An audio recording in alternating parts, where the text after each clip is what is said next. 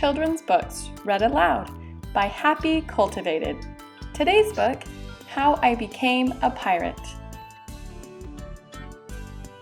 Written by Melinda Long, illustrated by David Shannon. Pirates have green teeth, when they have any teeth at all. I know about pirates because one day, when I was at the beach building a sandcastle and minding my own business, a pirate ship sailed into view. I knew what it was because its flag had a skull and crossbones on it, and because I could hear the pirates singing, "Hey ho, blow the man down!" They were a little off-key. I tried to tell Dad, but he was busy setting up the beach umbrella. I tried to tell Mom, but she was busy slathering my baby sister with sunblock.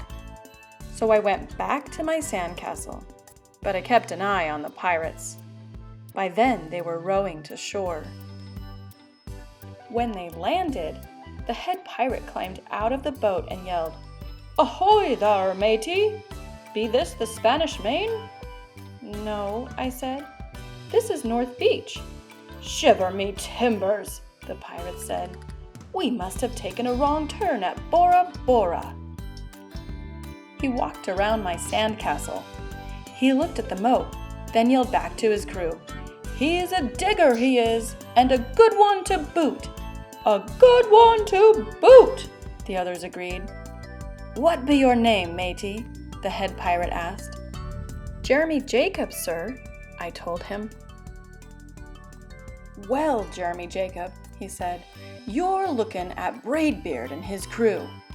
We've been needin' a digger like yourself. We've a chest of treasure to bury." "Aye, treasure!" the others shouted. "You're comin' with us," Braidbeard told me. I didn't think Mom and Dad would mind, as long as I got back in time for soccer practice the next day. That's how I became a pirate. As soon as we were on board, Braidbeard showed me the chest of gold and jewels.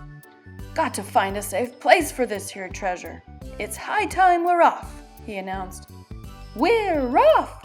we all shouted, and then we set sail.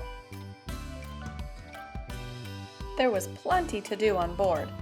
The pirates taught me to sing sea chanties. The louder, the better. And to say real pirate stuff like landlubber and scurvy dog. By dinner time, I could speak pirate perfectly. I also learned pirate manners. Braidbeard pounded his fist on the table and yelled, "Down the hatch, me laddies!" "Down the hatch!" we all shouted. Braidbeard gulped his food and said, "Hand over the meat." "The meat!" we all roared. Nobody told us to finish our spinach. There wasn't any. Or to chew up our carrots. They weren't allowed on board. We talked with our mouths full, and nobody said please or thank you. After dinner, I tried to teach the pirates to play soccer. Braidbeard kicked the ball and yelled, "Arg, soccer!" "Arg, soccer!" the crew yelled. Then everybody dove for the ball at once, and it rolled right off the deck. "After it, me hearties!" Braidbeard commanded. "After it?" we all whispered. We fought over who would go get the ball, but it didn't matter anyway, because a shark came along and swallowed it in one gulp. So much for soccer. By now it was past my bedtime, but nobody tells pirates to go to bed, to take a bath, or to brush their teeth. Maybe that's why their teeth are green. Pirates sleep with one eye open, just in case, and they don't change into pajamas, unless they want to. Pirates don't do anything they don't want to, except for maybe swabbing the decks. I wanted to be a pirate forever. But then I found out what else they don't do. When I couldn't stay awake any longer, I asked Braidbeard to tuck me in and read me a story. "Tuck you in," he bellowed. "Pirates don't tuck. "No talking!" the crew cried. And the only thing they had to read was a map. "Don't you have any books?" I asked. Braidbeard looked confused. "Books?" I didn't even bother to ask about a goodnight kiss. It wasn't easy to fall asleep without a story, but I was finally dozing off when a storm broke. Thunder boomed and lightning flashed. I tried to hide under the covers as waves slammed up against the ship, but I kept falling out of my hammock. I couldn't find anyone in the cabin. They were all on deck. "Lower the sails!" Braidbeard shouted. "Batten down the hatches!" Everybody ran around yelling and lowering and battening. Nobody had time to sit close and tell me it would be over soon. Nobody even noticed me.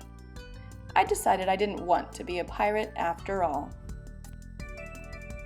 Just then, flash, crash, crack! Lightning hit the mast and split it right down the middle. "What do we do now?" yelled one of the pirates. "We'll have to turn back," called another. "But the treasure!"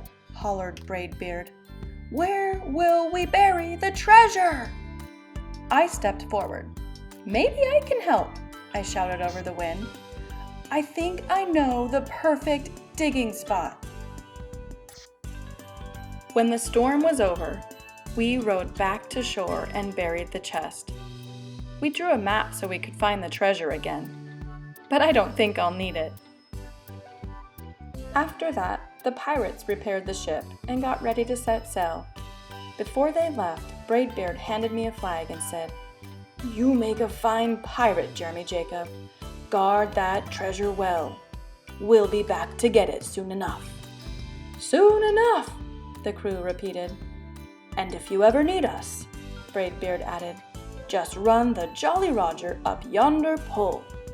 "Up yonder pole," the others shouted. And maybe I will, but not today. I have soccer practice.